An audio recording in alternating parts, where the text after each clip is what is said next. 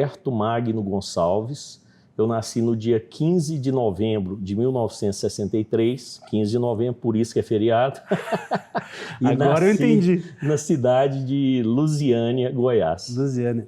63, está com que idade agora, 61 professor? anos. 61 anos. Isso. Quando que começa na UFG? Quando que eu comecei na UFG? Que ano? Em 1985, eu ingressei na Faculdade de Odontologia do UFG como acadêmico. Tem um relato bem importante para fazer. Bastante. Mas vamos começar lá por Lusiânia. Eu conheço Lusiânia, fui 2 vezes. Lá é terra de cavalhada. Não, mais em Pirinópolis, mas Lusiânia também tem. Né? Reza a lenda. Festa do Divino Espírito Santo é muito forte em Lusiânia. A festa do Divino Espírito Santo. Reza a lenda que foi a primeira cavalhada do estado de Goiás, muito antes de Pirinópolis. Olha só. A gente tem desenvolvido um trabalho. Então, Lusiânia é uma cidade muito legal, muito simpática. Quanto tempo ficou em Lusiânia? Olha, eu fiquei em Lusiânia até os 16 anos de idade. E eu vinha sempre passar férias aqui em Goiânia e era apaixonado pela cidade. E vim para cá para estudar. Eu vim terminar o meu antigo 2º grau, hoje ensino médio. Estudei no colégio Ateneu Dom Bosco.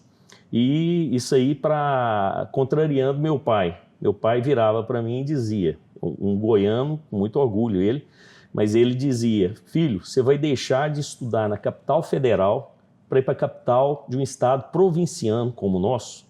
Hoje acho que Goiás é o 8º estado do nosso querido Brasil, mas na época nós deveríamos ser o 18º, sei lá, né? O estado enriqueceu muito de lá para cá. E a maioria dos meus amigos de infância estudaram na UNB. Brasília tinha apenas 3 universidades. O UNB, que é a Universidade de Brasília, pública, gratuita, de qualidade, Universidade Federal. O DF, que era uma universidade particular, e CEUB, que hoje chama-se UniCEUB. Na época não era, né, no centro universitário, não era sequer universidade, nessa época, para você ter uma ideia. Olha só. Vamos falar dessa situação aí, por que o senhor veio para cá e não para a UNB, mas antes, se o senhor permitir, falar um pouquinho da sua infância, falar dos seus pais. E tem uma pergunta que a gente sempre faz no início. Qual é a primeira imagem que o senhor tem de si próprio? Muitas vezes é induzido por uma foto, ou um fato que aconteceu, ou algum fato marcante. O que lhe vem à mente quando ele faz essa pergunta? Qual é a primeira imagem que o senhor tem de si próprio? De mim mesmo. Bom, teve uma passagem interessante, inesquecível na minha infância, quando eu ia completar 6 anos de idade e meus pais iam fazer uma festa de aniversário para mim. Nós morávamos na Praça da Matriz, era a praça principal da cidade. A minha casa ficava situada a cerca de 200 metros da Igreja Matriz de Lusiânia. Aí eu sentei na porta da minha casa e todo mundo que passava, eu convidava para o meu aniversário, certo? Imaginando que eu fosse ganhar um grande número de presentes. A festa lotou. Por sorte, o meu pai tinha um bar e lanchonete nessa época em Lusiânia. Então era o pessoal do bar fazendo salgado e chegando salgadinhos e bebidas lá em casa para dar conta da vazão a essa festa. Que idade o senhor tinha? Foi no dia que eu fiz 6 anos de idade. 6 anos. 6 anos. Que bonita, a ingenuidade da criança, né? Exatamente. Mas convidou o povo. Realmente, festejamos. O que seus pais trabalhavam? Qual era a função deles? Bom, tanto a família do meu pai quanto a família de minha mãe é bastante tradicional em Lusiânia, certo? Por exemplo, vamos falar inicialmente da família da minha mãe. O meu avô materno chamava-se Gelmires Reis. Ele era membro da Academia Goiana de Letras e do Instituto Histórico e Geográfico de Goiás. Publicou 35 livros. A luta da vida dele foi pela transferência da capital para o Planalto Central. Então, ele sempre lutou por Brasília. Em 1927, ele foi eleito intendente municipal, que hoje seria prefeito. E ele era juiz de direito nessa época. Então, ele teve que abdicar de seus direitos, né, de sua profissão, para se licenciar para poder se candidatar. Venceu a eleição. Em 1930, veio a Revolução de 30, Getúlio Vargas, e foi nomeado um interventor para Lusiânia, chamado Públio de Souza.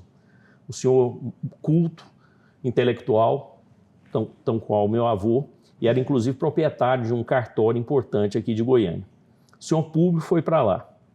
Meu avô, nessa época, já vislumbrando a futura capital, né, o lançamento da Pedra Fundamental de Brasília foi feito no ano de 1893, pelo Marechal Rondon. E essas terras pertenciam à família tradicional de Lusiânia, família Machado de Araújo. E meu avô era muito amigo do patriarca, ele doou aquelas terras, já vislumbrando a nova capital. Sinceramente, eu acho que meu avô foi infeliz na escolha do nome, Planaltópolis. E aí, o que ele fez? Ele loteou aquilo ali e fez doação dos lotes para pessoas do Rio de Janeiro, principalmente, que era a antiga capital, e de São Paulo. E não doou para nenhum conhecido, nenhum amigo, nenhum parente. E até hoje existem demandas judiciais por algum pedaço de terra nessa região, que hoje realmente é Brasília. O nome anterior a Brasília? Não, ele batizou, mas não aconteceu na realidade, né? Era a vontade dele. Ele lutou pela mudança da capital e por ser Planalto Central, ele batizou nossa capital de Planaltópolis, certo? Planaltópolis não existiu na realidade. Mas era uma grande figura, né? Sim. Ele publicou 35 livros, falava 6 idiomas. Um dos livros que ele publicou foi um dicionário Tupi-Guarani para português. E aí, com a chegada do interventor, o interventor mandou convocá-lo. Ele vestiu-se bem, despediu da minha avó e dos filhos, achando que seria preso. E chegou lá, se apresentou ao interventor, o senhor Públio de Souza. E o senhor Públio virou para ele e disse: eu fiquei sabendo que você domina muito bem o francês, é muito bom em história e em português. Sim, senhor, eu estudo bastante essas áreas. Naquela época, a escola normal era como se fosse uma faculdade, uma universidade, né? Tinha muita importância. Ele falou: olha, eu estou precisando de um professor para essas 3 cadeiras, até a denominação da disciplina era diferenciada. E eu gostaria de convidá-lo a colaborar conosco. E meu avô respondeu: puxa, eu vim aqui para me entregar achando que o senhor fosse me prender. Ele falou: de maneira alguma, olhei toda a sua contabilidade, nada de irregularidade, então um homem como você, eu preciso ter como meu aliado. E se tornaram grandes amigos, tanto que um tio meu casou-se com a sobrinha do Públio de Souza, né? Criaram laços tão próximos. E daí, quando meu avô recuperou seus direitos, ele, não entendi isso até hoje, ele, ao invés de ser nomeado novamente como juiz, foi nomeado promotor de justiça do Estado de Goiás, do Ministério Público do Estado de Goiás, e aposentou-se como procurador, né? Então tem uma história bastante, escrevia todos os dias, morreu com 90 anos, né? E 35 livros aí na bagagem. Tu e os teus, o resto da tua família recebia essas informações como? Ele contava, alguém contava? Sim. Bom, essa história aí de ter sido eleito, né? ter tido os direitos cassados, depois contratado, ele me contava que eu ia na casa do meu avô todos os dias. E ele tinha uma máquina de escrever Remington, e ele usava 3 dedos apenas e escrevia todos os dias. Ele tinha uma coluna diária no Jornal Popular, que é o jornal de maior circulação no estado de Goiás, né? Então, realmente, assim, um grande intelectual, um orgulho para todos nós. Ele faleceu aos 90 anos, foi presidente da como é que chamava aquilo ali, gente? Conferência de São Vicente de Paula, fazia muita caridade, construíram em Lusiânia um asilo para velhos e pessoas com problemas mentais. Eles eram os mantenedores, e ele fundou a Academia de Letras e Artes do Planalto, uma academia que congrega escritores, pensadores da região ali do entorno do Distrito Federal. Distrito Federal e Goiás, região do entorno, né? Então era uma pessoa muito envolvida, escrevia, estudava diariamente. Esse é o pai da sua mãe? Da minha mãe. E quando eu precisava fazer um trabalho de história, por exemplo, certa vez eu cheguei: o senhor tem alguma coisa, eu preciso fazer um trabalho sobre Tiradentes. o senhor tem um livro, alguma coisa para me emprestar? Ele pediu, você quer fazer agora? Pode ser, senta aí, por favor. Aí começou a me ditar. Joaquim José da Silva Xavier, não sei o que, Alferes, papapá, contou toda a história. E eu copiando aqui. Naquela época, inclusive, quando eu era em grupo, quando eu levei os inscritos para o meu grupo, teve um colega que protestou, porque ele usou, naquela época, Portugal queria se locupletar com o ouro brasileiro. Então ele falou, não, essa palavra aí, locupletar, se a gente colocar isso, a professora vai ver que não fomos nós que fizemos. Nós fomos no dicionário procurar o que era locupletar. Aí mudamos para enriquecer-se. Eu não esqueço desse detalhe, né? Você tinha uma relação muito profunda com o seu avô, então? Sim, sim. Nós morávamos em Lusiânia, ele também. A casa em que ele morava foi tombada pelo patrimônio histórico, está lá até hoje.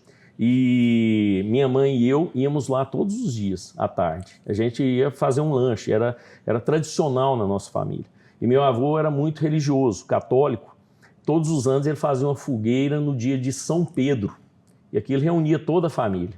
Os aniversários eram comemorados, tanto dele quanto da minha avó, reunia toda a família. E também com as bodas, a data de casamento dele com a minha avó. Muito interessante. Detalhe que quando se casaram, minha avó tinha 13 anos de idade. E foi um amor assim, até que a morte os separou mesmo. Muito bonito. Era típico da época, né? Meninas muito novas. Isso. E que idade tinha o seu avô? Ele faleceu com 90. Eu acredito que na época ele já devia ter 20 e poucos anos. Ele era ligeiramente mais velho que a minha avó. E a minha avó também, aos 90 anos, faleceu. Certo? Pouco depois dele. Eu não me recordo da diferença de idade, sinceramente. Mas quando que ele faleceu?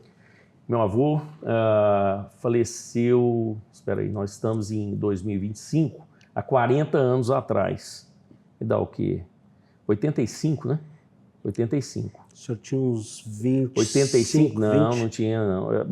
Tinha 22 anos. 22 anos. Na verdade, 21, ainda não havia completado 22. Mas ele ainda é muito presente na sua memória. Totalmente. Um grande orgulho. E ao final da vida, ele sofria de Parkinson. Então ele escrevia os discursos, eu era o porta-voz. Então eu tive a honra de fazer leituras na Academia de Letras de Goiás, né? E nessa Academia de Letras e Artes do Planalto. Ele escrevia e no momento da leitura, meu neto vai fazer a leitura por mim. Motivo de muito orgulho, realmente. A inspiração para o senhor vir a ser professor e pesquisador, ele veio do seu avô? Como é que o senhor enxerga isso? Eu acho que naturalmente no sangue. Certamente ele influenciou, com certeza. Isso aí é indubitável, né? Mas não teve aquele momento de eu dizer, vou ser professor, porque meu avô era professor. Acho que veio de uma forma natural. Esses discursos que ele escrevia e que eu fazia leitura e tudo mais. E os seus pais? Bom, não, eu falei do meu avô materno. Deixa eu falar do meu avô paterno. Por favor. Os avós são muito importantes na vida das pessoas. Sem dúvida. A primeira pergunta que você me fez com relação a um fato marcante da minha infância. Na verdade, a memória mais antiga que eu me recordo foi o velório da minha avó materna, infelizmente. Eu tinha 3 anos de idade e até hoje eu tenho flashes desse momento. Meu avô materno, Gelmires Reis, minha avó materna, Escolástica Benedita Carneiro de Mendonça. Era filha do coronel Antônio Carneiro, o qual tem uma rua em Lusiânia que leva o seu nome. Um outro detalhe curioso que eu não citei. Meu avô, devido a essa sua cultura ampla, todos os nomes de seus filhos tiveram algum significado bastante interessante. Então, minha avó é Escolástica, né? Tudo bem. O primeiro filho do meu avô, Austregésilo dos Reis. Ele era amigo do Austregésilo de Ataíde e resolveu homenagear o amigo, que foi presidente da Academia Brasileira de Letras. Depois veio uma tia chamada Osana. A gente a chamava de tia Zanita. Osana nas alturas, né? Aí vieram, tinha Heráclito, que vem da cultura grega. Antônio, que eu já considero um nome mais, digamos, dentro da normalidade. Antônio, o outro era João Paulo, que eu acho o nome mais bonito entre os familiares, e Francisco. E o outro é Clóvis Luziano dos Reis, ele sempre tinha que relacionar com alguma coisa, né? E Bartolomeu Bueno dos Reis. Bartolomeu Bueno foi o fundador da cidade de Lusiânia. Não, perdão, foi Antônio Bueno de Azevedo que fundou Lusiânia. Se não me engano, Bartolomeu Bueno é o Anhanguera, né? Que passou por Goiás, nas entradas e bandeiras. Então sempre tinha um significado. Entre as mulheres, a mais velha, a tia Zanita, Osana, depois tinha a tia Mariquita, Maria Madalena de Jesus. Curiosamente, ela não recebeu um sobrenome nem da minha avó, nem do meu avô. O nome dela era esse, Maria Madalena de Jesus. Aqui era minha madrinha, chamava-se Damiana, homenagem a São Cosme e Damião. E a outra tia, Vicentina, a qual denominamos de tia Tina. Meu avô era Vicentino, né? Presidente da Conferência São Vicente de Paula. A minha mãe, o nome da minha mãe era o mesmo da minha avó, Escolástica. Detalhe, depois eu fui, quando eu fazia a 8ª série, 9º ano na atualidade, nós estávamos estudando o iluminismo. Aí tinha a Escolástica, que é uma corrente filosófica que conciliava a fé e a razão. Haviam 3 principais filósofos, Santo Agostinho, Santo Tomás de Aquino e Santo Alberto Magno. E o meu nome eu nasci no dia do Santo Alberto Magno. Meu pai pegou a folhinha do coração de Jesus, olhou e falou: achei esse nome bonito, e me batizou com esse nome. Se eu nascesse no dia de São Domingos, provavelmente meu apelido seria Sabadão. Tinha essa piada na família, inclusive. Tinha. Né? Então tinha significado. Muita essência, né, em cada nome. Aí vamos chegar agora na família do meu pai. Desculpa, às vezes eu sou um pouco prolixo, tá? Não, mas então, o projeto é assim mesmo. Entendi. Esse arquivo vamos lembrando e vamos falando. Ótimo. Família do meu pai, como eu te disse, a minha avó chamava-se Georgina Mendonça Roriz. Família bastante tradicional em Lusiânia. Talvez a família Roriz seja a maior da cidade. E meu avô chamava-se Antônio Gonçalves Soares. Eu não sei se você já viu, existe uma marmelada que é envasada em uma caixinha de madeira. Essa marmelada é fabricada na minha família. Começou lá para o meu tataravô, sei lá quem, veio passando de geração a geração. Houve uma época, inclusive, que meu pai fabricava essa marmelada. Trazia 2 caminhões carregados da marmelada para comercializar na festa de Trindade. E ele e um primo dele, chamado Gutenberg Roriz, que tinha apelido de Tenga, em Lusiânia. Todo mundo tinha apelido, né? Interior, você sabe como é que é. Então, essa marmelada continua a ser fabricada até os dias atuais. Passou para um tio meu, irmão do meu pai, depois para os seus filhos, Leopoldo e Leonardo Gonçalves, e agora já está com o neto desse meu primo, Leopoldo, que é o fabricante dessa marmelada. E Lusiânia tem, inclusive, a festa da marmelada, numa região, um povoado chamado Mesquita, que é um povoado próximo aonde o meu avô tinha as fazendas, que depois, a fazenda, depois foi dividida entre os herdeiros. Aí meu pai teve fazenda lá, meus tios, meu padrinho, etc. Né? Então, hoje, nessa família, eu tenho apenas 3 tios vivos. Benedito Gonçalves Soares, que é o tio Dito, esse da marmelada, Antônio Gonçalves Soares, que também já fabricou a marmelada, e o meu padrinho, que é Isaac Gonçalves Soares, que mora em Brasília. Foi considerado, assim, talvez o melhor advogado, o melhor jurista de Lusiânia. Foi o único da família que teve acesso a estudos. Ele nasceu no mesmo dia que meu pai, 12 de novembro, porém em anos diferentes. E meu pai foi padrinho do tio Isaac, meu pai que o formou, que foi o provedor para conseguir formá-lo, e ele me batizou também. Eu sou afilhado do meu pai. Essa marmelada é patrimônio imaterial? Sim, sim, totalmente. Tem a festa da marmelada e tem outros fabricantes, né? Mas a nossa família é a marca mais conhecida, que chama-se Marmelada de Santa Luzia. Outro detalhe, Lusiânia chamava-se Santa Luzia, uma cidade centenária, tá com quase 300 anos. E saiu uma lei aí, não sei em que época, que as cidades não poderiam ter o mesmo nome. Caso acontecesse, prevaleceria o nome para a mais antiga. E tem uma cidade de Santa Luzia no estado de Minas Gerais, que era mais antiga do que Lusiânia. Então, o nome Santa Luzia, que era Lusiânia, mudaram para Lusiânia. Meu avô e o meu tio mais velho, que era o tio Zilo, aos Trégésimo, nunca aceitaram essa alteração. Sempre se referiam a Lusiânia como Santa Luzia. O Arraial de Santa Luzia, primeiramente. Primeiramente, exatamente. Né?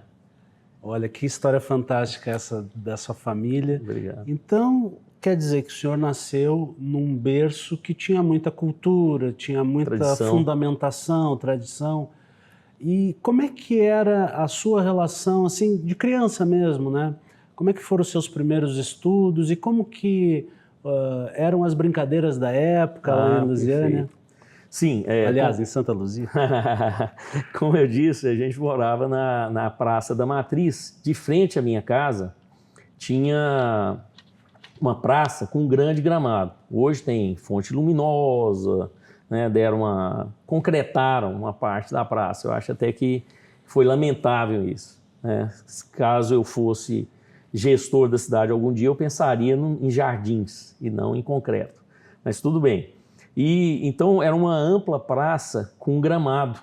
E a gente jogava futebol lá todos os dias. O chamado golzinho, né? Colocava aqueles gols pequenos, bola, todos os dias, final da tarde, era sagrado isso daí.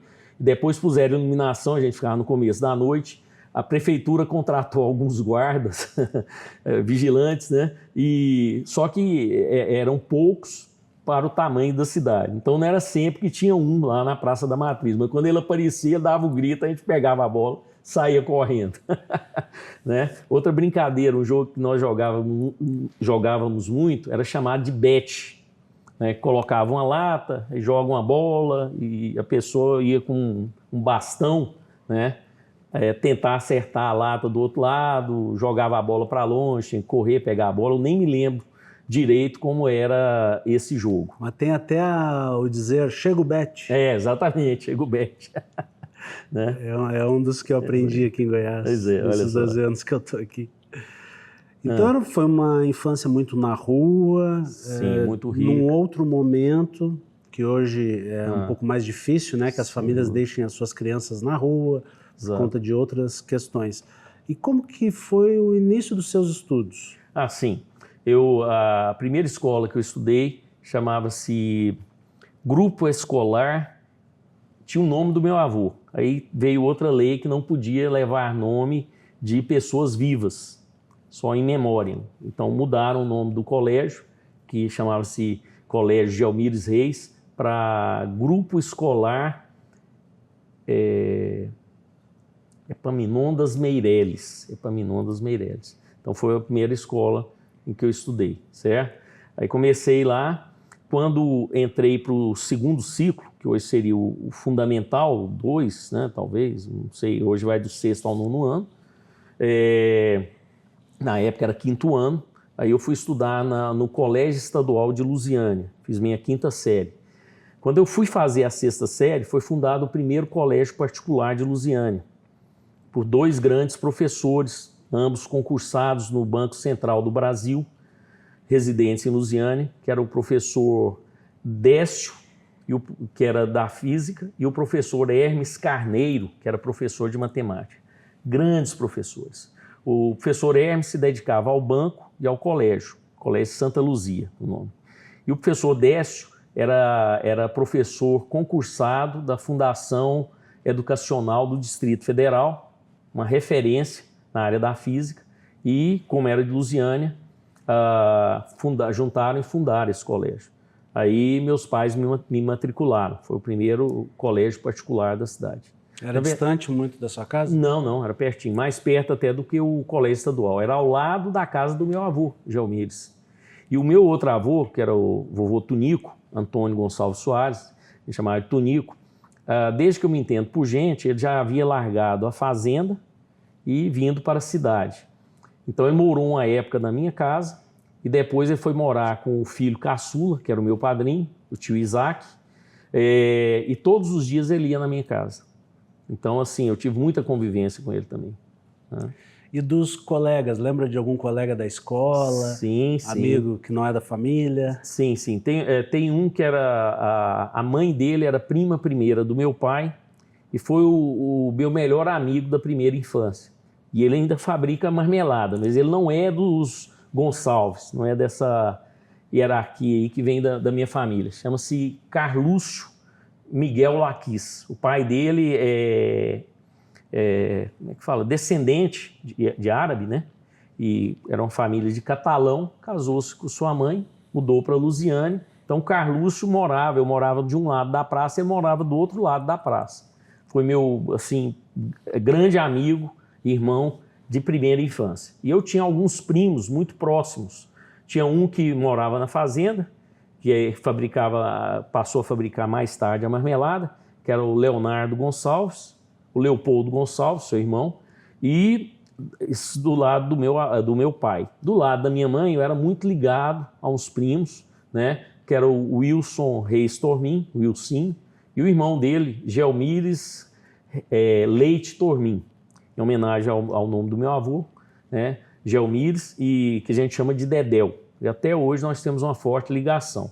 Então esses são os amigos assim que eu tenho maior recordação. Jogava golzinho? Jogávamos, né? Inclusive, assim, desses, o Leopoldo era muito bom de bola e o Wilson também jogava muito bem. O resto era tudo perna de pau, só porque gostava mesmo. E o senhor? Eu era o dono da bola. Aí não tinha jogo. Exato. Tanto que quando o guarda chegava, eu era o primeiro a colocar a bola debaixo dos braços e corria para minha casa. Agora, seria interessante o senhor falar dessa situação de optar por Goiânia em detrimento de Brasília. Perfeito. Como é que foi isso? E como é que foi essa faísca aí entre vocês na família? Perfeito. E como que o senhor arguiu para tomar essa decisão? Certo. Foi o seguinte, eu vinha sempre passar férias aqui. Eu tinha 2 tios que moravam aqui. Primeiro, meus pais moraram aqui. Nós somos 3. Meu irmão, infelizmente, faleceu, chamava-se Carlos Antônio Gonçalves. Ele era 12 anos mais velho que eu. A minha irmã, Márcia Luzia Gonçalves, que é 10 anos mais velha que eu. E eu sou chamado raspa de tacho, não era programado. Naquela época, os métodos anticoncepcionais não eram tão, né, eficazes, como os dias atuais. Então, eu fui, na linguagem lusianense, escapulido. Perfeito. Meus pais vieram para Goiânia. Meu pai era sócio do tio Zilo, que eram cunhados, e eles montaram aqui uma espécie de mercearia. Moraram aqui por 2 a 3 anos. Minha mãe não se adaptou. E de tanto ela insistir, retornaram para Lusiânia. Então, meu irmão e minha irmã nasceram aqui em Goiânia, eu nasci em Lusiânia. Pois muito bem, eu me casei com uma professora, também aqui do UFG, professora Hilda Machado Fiuza, que depois adotou o meu sobrenome, Hilda Machado Fiuza Gonçalves. É professora da área de odontopediatria, clínica infantil, aqui no UFG. Ela é concursada pela Universidade Federal do Ceará, eu pela Universidade Federal de Goiás. Nos conhecemos em Araraquara, quando eu fazia doutorado e ela fazia mestrado, na Universidade Estadual Paulista Júlio de Mesquita Filho, Unesp.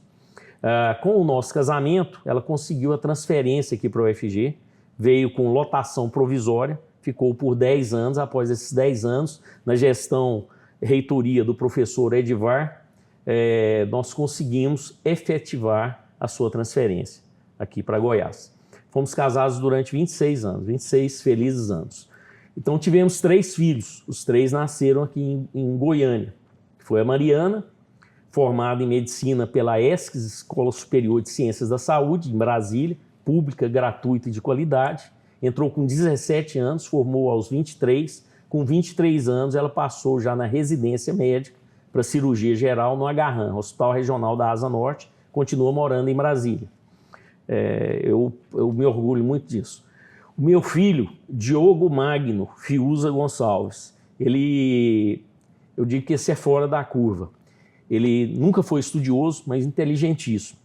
Ele ficou o ano inteiro querendo estudar, dizendo que iria estudar na Escola Politécnica da USP, São Paulo, capital. Fizemos inscrição lá, eles valorizam mais o vestibular do que o Enem. Fizemos inscrição dele no vestibular. Passou com a nota altíssima na primeira fase. Compramos passagem, hospedagem para ele fazer as provas da segunda fase. Eu acredito que se ele chegasse lá e assinasse o nome, ele já estaria dentro, porque realmente a nota foi altíssima.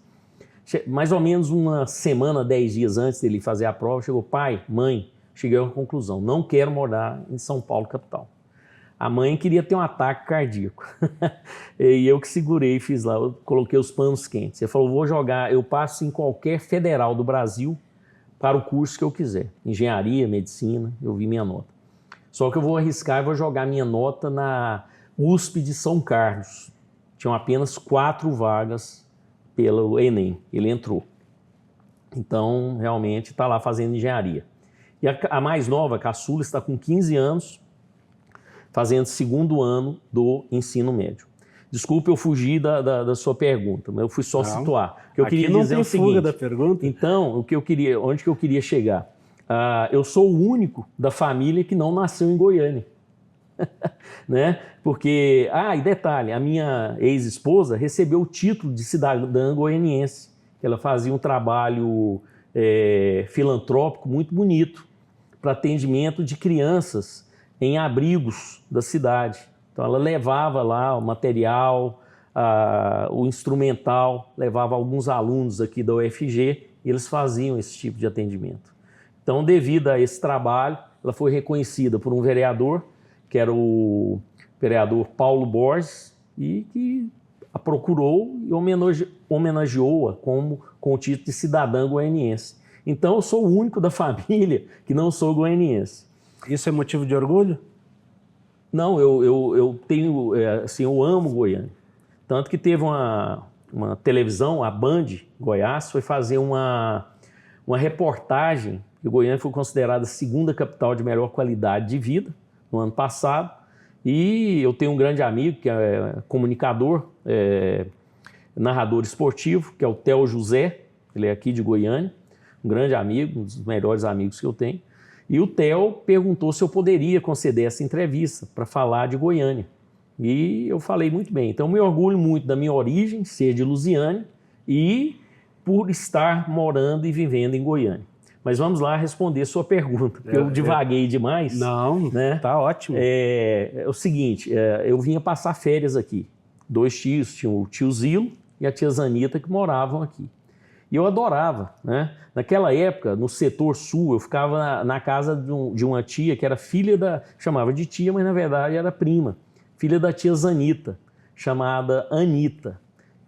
Aí eu ficava na casa da tia Anita e lá perto, na época, acredito que tenha sido a prefeitura ou o estado, não sei, mas acho mais provável a prefeitura, construiu várias praças no setor sul, fazendo quadras esportivas, pistas de skate e campos de areia. Eu vinha passar férias aqui, eram férias maravilhosas. Então eu tinha uma fixação por Goiânia. E todos os meus amigos, colegas, amigos de infância, todo mundo ia estudar em Brasília. Aqueles que eram mais estudiosos conseguiam entrar na UNB.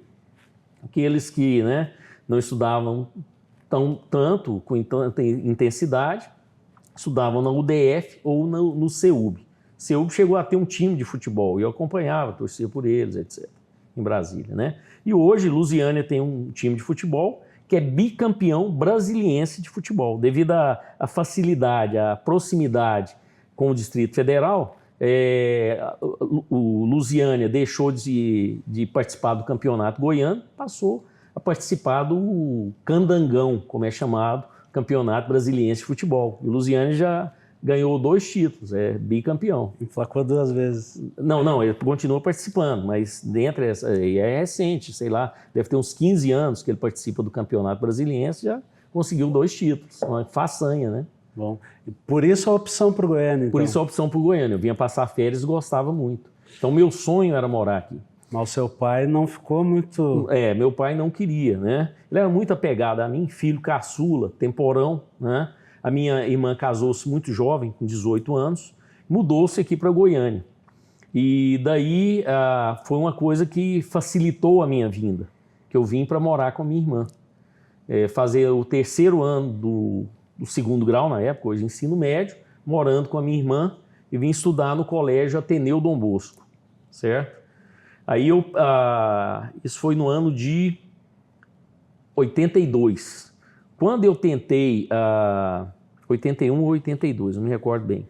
Aí eu tentei o vestibular aqui no UFG, não logrei êxito. Na época, o Ateneu soltou um jornalzinho, Os Feras do Ateneu. Eu era considerado o terceiro melhor aluno do colégio. No dia do vestibular, deu um branco total, fiquei muito nervoso, não consegui êxito. Daí eu passei na Faculdade Anhanguera de Ciências Humanas. No caminho para o Ateneu tinha um banco Bamerindos e a inscrição para o vestibular era feita nesse banco. Eu tinha somente 3 cursos: Direito, Administração de Empresas e Ciências Contábeis. Eu acho que talvez um curso que caberia bem no meu estilo seria o curso de Direito. Mas minha mãe, desde que eu era criancinha, você pode fazer qualquer curso, menos Direito. Você pode fazer qualquer curso, menos Direito. Então houve uma lavagem cerebral ali, né? Aí eu entrei para o curso de Administração de Empresas. A faculdade Anhanguera era muito distante, nessa época eu morava no centro de Goiânia com a minha irmã. Em julho eu prestei vestibular novamente para o mesmo curso na Universidade Católica de Goiás, atual PUC Goiás. E passei para o mesmo curso, Administração de Empresas. Até chegar um momento que eu falei, gente, isso aqui não é o que eu gosto, né? E aí eu resolvi fazer o vestibular para odontologia e, graças a Deus, consegui passar. 82, 83? Não, entrei em 85. 82 para administração de empresas. Quase que eu me formei em administração. O curso, na época, eram 4 anos e meio. Eu fiz 3 anos e meio. Certo? Nunca é jogado fora isso tudo. Sim, me deu maturidade. Eu acredito que se eu tivesse entrado no curso de odontologia com a idade que eu entrei na administração, me deu muita maturidade. Tanto que, assim, um momento marcante, eu tive um professor que ele ministrava uma disciplina chamada EPB, Estudo dos Problemas Brasileiros, ou Estudo dos Problemas do Brasil, que foi uma matéria, Educação Moral e Cívica, e EPB foram matérias, inclusive, obrigatórias, na época ainda do governo militar, né? E tinha um grande professor, o nome dele era Paulo Mota, ele faleceu no ano passado. O professor Paulo foi uma sumidade, uma pessoa que me ajudou muito a formar, ele nem sabe disso, a formar a minha como é que se diz, personalidade, ajudou a me amadurecer. Veja bem, o professor Paulo era diretor do Ateneu Dom Bosco, muito antes de eu estudar lá, era padre. Largou a batina aos 50 anos, casou-se com uma freira. O seu filho é professor aqui na Faculdade de Direito, professor Fabrício Mota. O professor Fabrício é um fenômeno do direito, dá cursos na Itália, Portugal. Então, realmente é uma grande sumidade no assunto. E nos tornamos amigos, o professor Fabrício e eu. E eu já tive a oportunidade de atender o professor Fabrício, tratamentos odontológicos, e ele levou o pai para que eu atendesse. Eu chorei de emoção. O professor Paulo chegou para o atendimento aos 94 anos de idade, com a esposa, depois separou-se da primeira mulher, casou-se novamente e, semelhante à história do meu avô, escrevia diariamente, só que ele teve problema de visão. Então, no final, ele tinha uma secretária, o secretário o acompanhou, a esposa o acompanhou para esse tratamento, ele ditava e a moça escrevia, né? Infelizmente, faleceu no ano passado, professor Paulo. Então, eu acho que isso foi fundamental para meu amadurecimento, foi o que me deu maturidade. Quando eu entrei para fazer o curso de odontologia, acho que só tinha 1 ou 2 colegas mais velhos que eu. Entrei, acho que com 20 anos aqui, como acadêmico, e... Não, 20 não, eu sou de 63, entrei com 21 anos. Eu não havia... Em 85 eu completei 22 anos, né? Mas no final do ano, iniciei os estudos aqui em fevereiro, então eu entrei com 21 anos de idade, tinha apenas 2 colegas mais velhos que eu. Tem essas coisas, quando a gente é professor, não sabe exatamente a responsabilidade e as instruções que vão ficar, né? Aquilo que tu fala, às vezes até despretensiosamente, né? A gente dá uma aula, não sabe se vai dar um efeito, vai causar um efeito. Verdade. E como o senhor, né, enquanto aluno, Isso. causou um efeito, e agora como professor, né? Exato, sem dúvida, sem dúvida. E veja bem, o primeiro vestibular que eu tentei também foi para odontologia, né, em 82. Eu tinha um primo lá em Lusiânia, que era o meu dentista, chama-se Luiz Alberto, o apelido Zal. E não atendia de horário marcado, era por ordem de chegada. Você chegava ali, a sala de espera lotada, né? E aquilo ali foi... E outro dentista também que me atendeu lá, o doutor Alberto de Araújo Melo. Então era até meu xará, né? Foram os dois dentistas com quem eu fiz meus tratamentos. E o outro que foi o doutor Wilson Tormin, avô do meu primo Wilson, olha só. Porque tudo ali girava, né? Em torno daquelas famílias tradicionais. O que será que influenciou o senhor nessa estada desses tratamentos? O que o senhor sentiu ali para depois projetar em ser dentista, cirurgião dentista? Não era isso, eu via que era uma profissão próspera, né? E eu gostava daquilo. Acho que de tanto ir ao dentista, eu passei a gostar de dentista. Tem um fato interessante, o ex-governador do Ceará, Cid Gomes, ele foi empossado como ministro, não me lembro, da Educação ou da Saúde, não me lembro. E no seu discurso de posse, ele falou, olha, isso aqui é igual ir ao dentista, tratar de dente, é o mal necessário. As entidades odontológicas protestaram veemente contra ele, e eu dou razão a ele, eu até comento isso com os meus pacientes, né? Não é nada agradável você receber um tratamento dentário, a pessoa adentrando ali na sua boca, uma região já interna, íntima, né?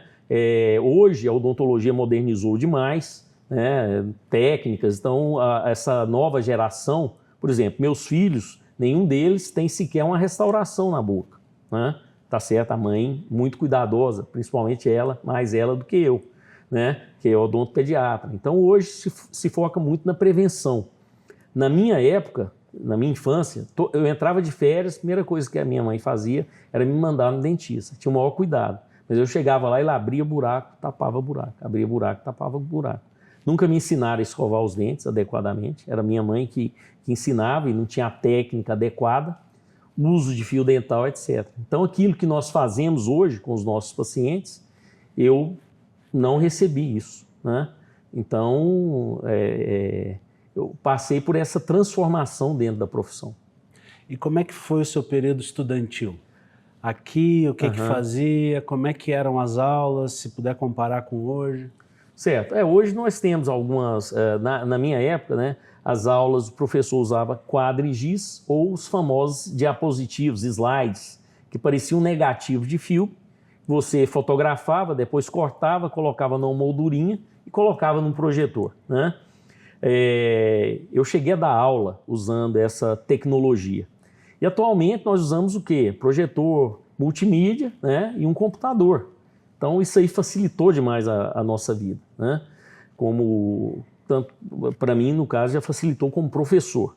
Então eu peguei esse início em que as aulas eram dadas com diapositivos ou slides e foi um período maravilhoso da minha vida, aqui, enquanto eu fiz a faculdade de odontologia, fui estudante, com muito orgulho. Eu tenho muito orgulho dessa casa, o UFG. E detalhe, né, veja bem, eu entrei aqui em 85 como acadêmico, formei em 89 e passei num concurso público para cirurgião dentista, foi o único que aconteceu até hoje, na Prefeitura Municipal de Lusiânia. Era a minha cidade, mas assim, passei por mérito mesmo. Eu me inscrevi nesse concurso e estudei com bastante afinco, né? E estava recém-formado, a teoria estava bem acesa na minha mente, né? O que demonstra a qualidade de ensino da Faculdade de Odontologia da Universidade Federal de Goiás. Passei em primeiro lugar. O prefeito de Lusiânia na época chamava-se...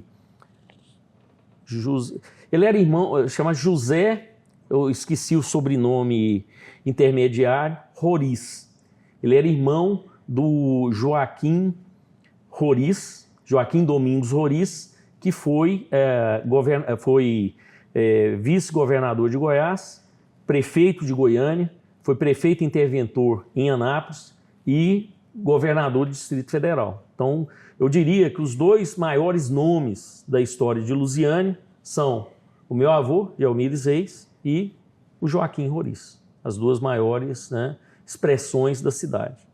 E, coincidentemente, o Joaquim Roriz, enquanto governador de Brasília, fundou a primeira escola pública de medicina na cidade, Escola Superior de Ciências da Saúde, ESCS, DF, que foi a faculdade pela qual minha filha se formou. Eu, na fila para fazer a matrícula dela, foi aprovada pelo Enem, conheci um senhor que estava matriculando a filha dele também. Estava com minha filha, minha até então esposa, esse senhor também estava com a esposa e a filha. Fizemos amizade ali na fila da matrícula. Aí ele virou para mim, morou alguns anos em Brasília, virou para mim e disse, em pensar que quem fundou essa escola foi um goiano. Na hora, que goiano? Joaquim Roriz. O Joaquim Roriz era primo do meu pai. Tanto que a minha avó materna, Georgina Mendonça Roriz. Na época existia lista telefônica, se abrisse a lista telefônica de Lusiânia, mais da metade era Roriz. E depois outros sobrenomes fortes da cidade, Meireles e Braz de Queiroz. Detalhe, Meireles é a família do ex-ministro Henrique Meireles. O pai do Henrique, o senhor Genserico Meireles, morava em Lusiânia, de Lusiânia, até hoje é uma grande família lá, mudou-se para Anápolis. O Henrique Meireles nasceu em Anápolis, mas a família é oriunda de Lusiânia. E aqui, esse concurso que o senhor fez lá em Lusiânia, certo, foi posterior aos seus estudos aqui? Aqui, sim, assim, né, que eu me formei. Mas como é que foi aqui né? Durante os estudos? Certo. O senhor tinha muito claro qual a área da odontologia que ia atuar? Como é que foi? Conta essa história para nós. Perfeito. Uma pessoa que me incentivou muito, foi um grande incentivador da minha carreira, foi o senhor Wilson Tormin, que foi o meu primeiro dentista lá em Lusiânia. Ele ficava, você tem que fazer odontologia. E ele falou, olha, você tem que fazer odontologia e se especializar em endodontia, que é tratamento de canais, certo? Então eu prestei vestibular vislumbrando ser endodontista.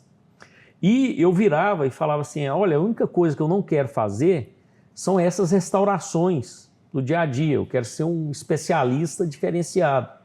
Porque até então a maior demanda da odontologia é na especialidade da dentística, restauradora e estética, até os dias atuais.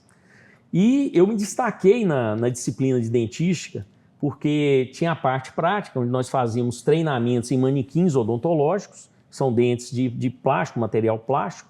A gente treinava ali, fazia as cavidades e as restaurações. As minhas notas eram as maiores. E dois professores me marcaram muito. O professor William Sebastião Taveira, que foi o primeiro goiano a ter o título de doutor em odontologia, e a professora Luísa Isabel Taveira Rocha, eram primos, né?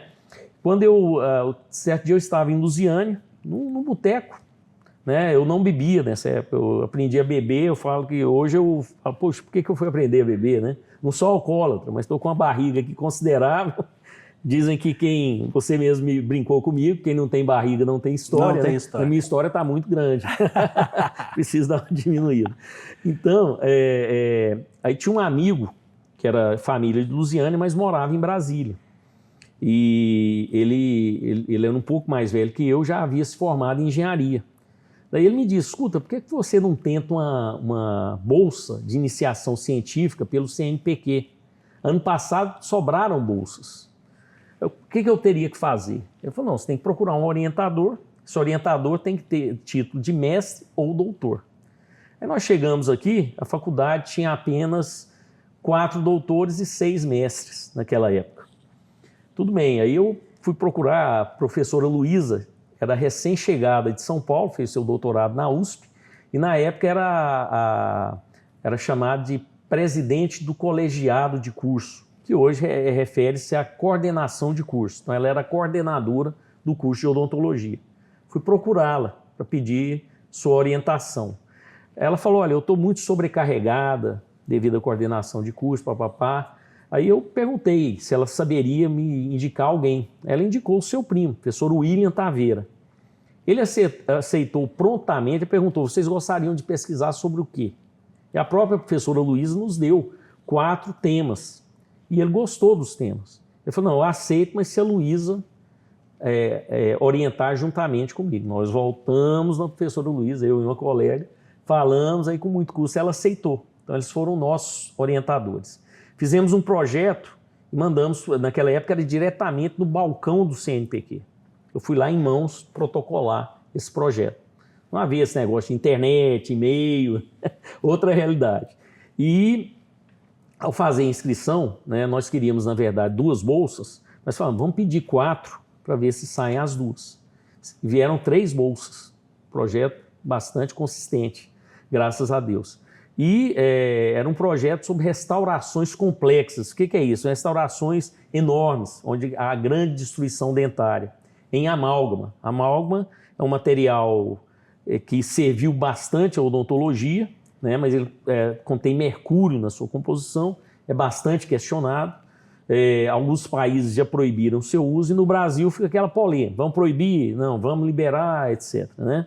Eu acho que assim, o grande problema do amálgama é o fato dele não ser um material restaurador estético. Hoje a estética é muito valorizada e também por ele não ter propriedades adesivas, ele não colar no dente. Né? Já os materiais estéticos, eles possuem propriedades adesivas. Aí fizemos esse trabalho. Assim que eu me formei, eu li uma pequena reportagem sobre a criação de um adesivo para amálgama. Aí na reportagem eles minimizavam a forma de retenção que a gente usava nessas restaurações complexas, que eram pinos fixados na dentina ou perfurações. Aí ainda colocaram adeus pinos, adeus perfurações. Vamos apenas remover o tecido cariado e usar o adesivo e o amálgama. Era japonês. E nós conseguimos, nem me lembro como, mandamos uma carta para o diretor dessa empresa no Japão, em nome da professora Luísa. Escrevemos a carta em inglês. Ele acatou e mandou para a gente o kit do material. E nós entramos com um novo projeto do CNPq. Naquela época havia uma bolsa para recém-formado, 2 tipos de bolsa. Bolsa de aperfeiçoamento, onde você fazia um trabalho de pesquisa, e a outra bolsa de especialização, onde você poderia custear um curso de pós-graduação lato sensu, especialização, com essa bolsa recebida.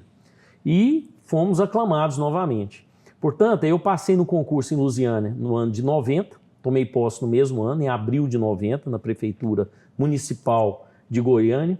Lembrei o nome do prefeito, José Roriz Aguiar, irmão do Joaquim Domingos Roriz.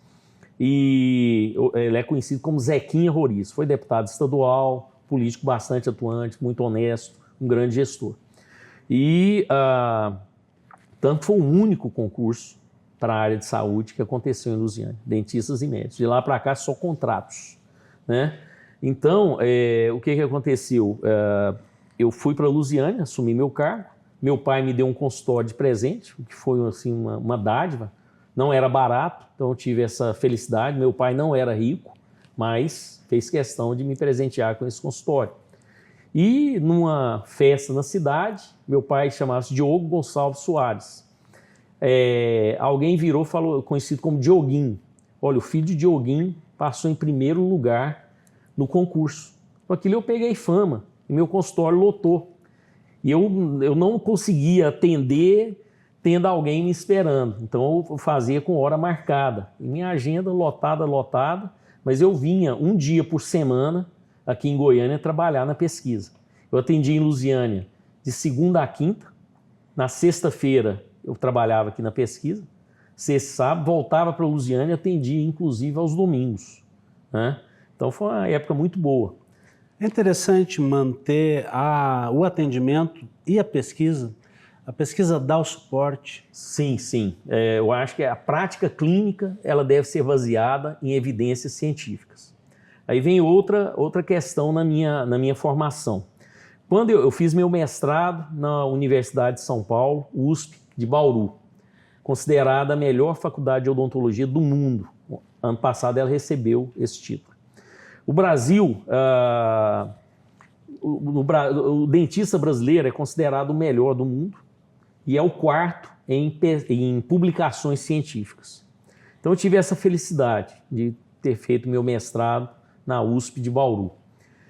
Quando foi para fazer o doutorado, eu ainda não havia defendido o meu mestrado. E eles divulgaram que não aceitariam ninguém que não tivesse ainda o título. Uma amiga minha, que também é professora aposentada aqui, professora Ana Helena de Alencar, casada com o professor Hugo Alexandre de Souza, ambos são aposentados aqui pelo UFG, a Ana Helena na área de endodontia, tratamentos de canais, e o Hugo Alexandre na área de cirurgia e traumatologia bucomaxilofacial. Se aposentaram, e jovens ainda. Ela me ligou, Alberto, está tendo seleção para o doutorado em dentística. Por que você não vem fazer? A doutorado aqui é muito forte, é muito bom nessa área de dentística. Eu fui me inscrevi, passei. Haviam 6 vagas, eles aumentaram para 12, eu passei em segundo lugar. Eu perdi o primeiro lugar, foi o professor João Carlos Gomes. Ele, aos 28 anos, ele foi diretor da Faculdade de Odontologia da Universidade Estadual de Ponta Grossa, no Paraná.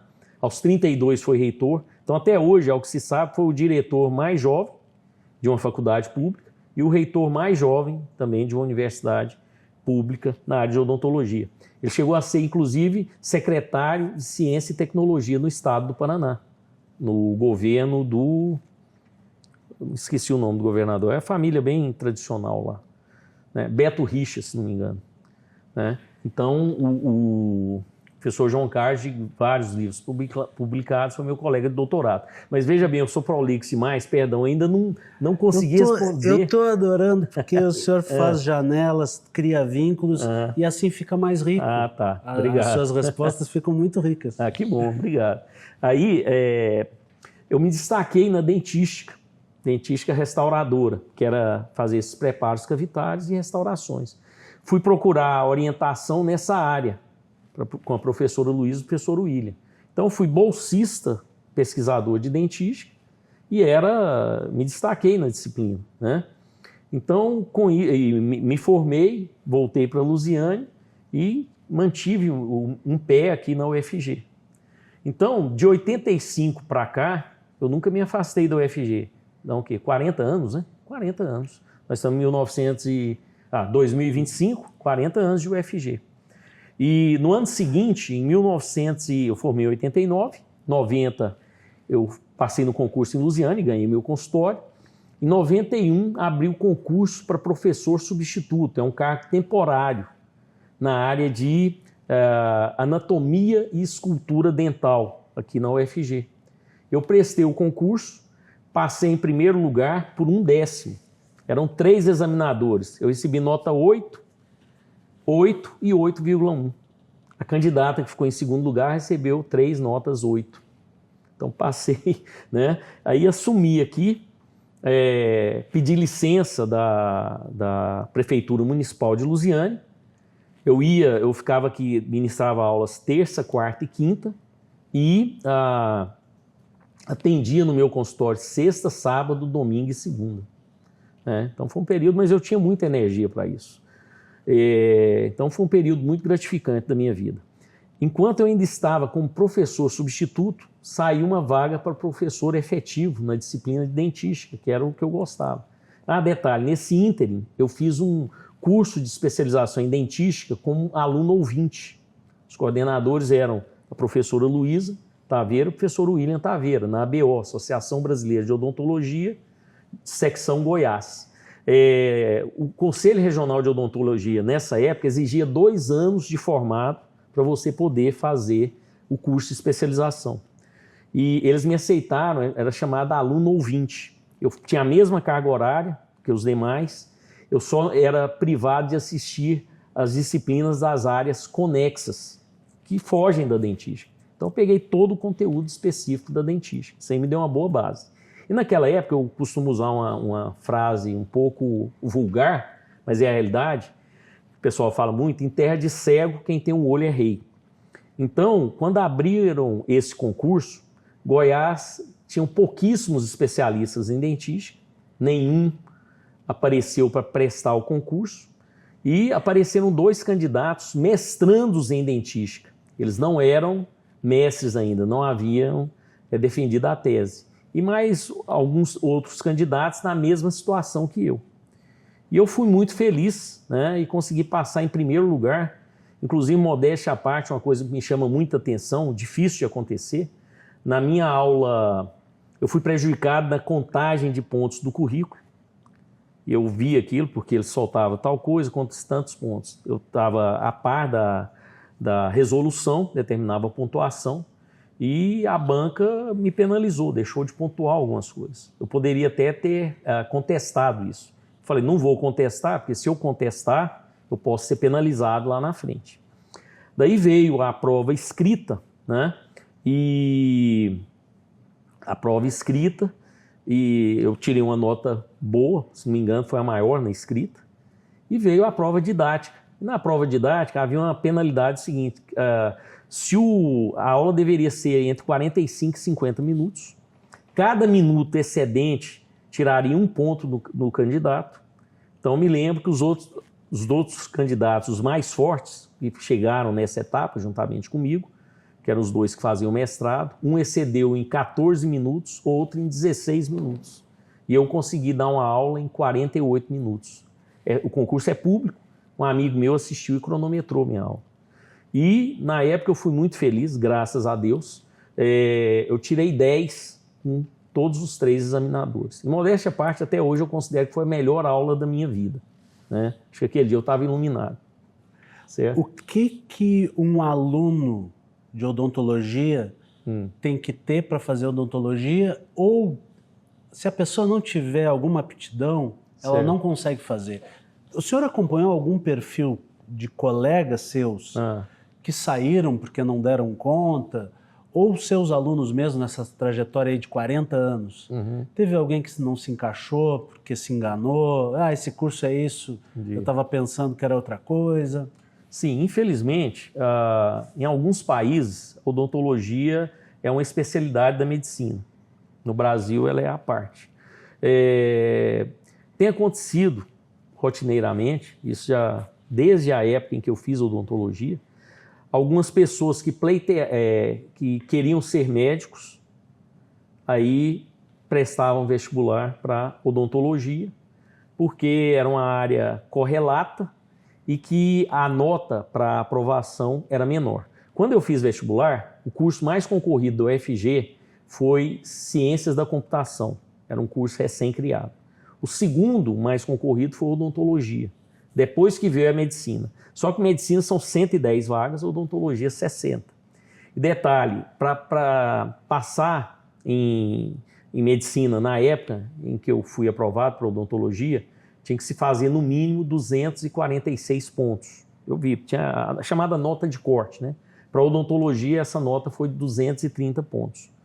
Então, uma nota menor, porém maior número de candidatos por vaga, né? Então, até hoje, infelizmente, acontece isso, de algumas pessoas entrarem, queriam ser médicos, vêm fazer odontologia, no meio do curso abandonam. E tem casos até, muitos ex-alunos nossos, formaram em odontologia e depois fizeram medicina. Tem disciplinas que são reaproveitadas? Sim. Disciplina de patologia, anatomia, bioquímica, genética, farmacologia, diversas disciplinas podem ser aproveitadas. Disciplinas especialmente básicas, disciplinas no caso da UFG do ICB, Instituto de Ciências Biológicas, e aqui do IPTESP, na minha época era IPT, Instituto de Patologia Tropical. Hoje, IPTESP, Instituto de Patologia Tropical e Saúde Pública. O senhor pensou em ser médico? Pensei. Havia um superego muito forte na minha família, uma pressão para que eu fizesse medicina. Mas eu tinha essa maior afinidade com a odontologia, né? Pelo visto, o senhor tem uma personalidade forte, porque aquele debate se vinha para Goiânia ou ia para Brasília, sustentou que vinha para Goiânia. Não, mas eu sempre fui muito obediente, uma característica minha. E, na verdade, quem me ajudou foi minha irmã. Não, eu estou lá sozinha, tinha 2 filhos pequenos, deixa ele vir para me fazer companhia.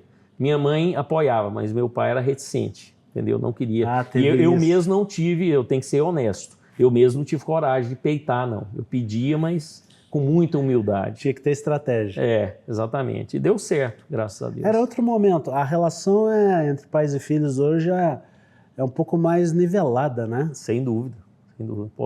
Eu tiro base por mim. Eu nunca fui um filho desobediente, graças a Deus. E criado com muita religiosidade, igreja católica, tradicional, etc. E eu passei a dar mais valor.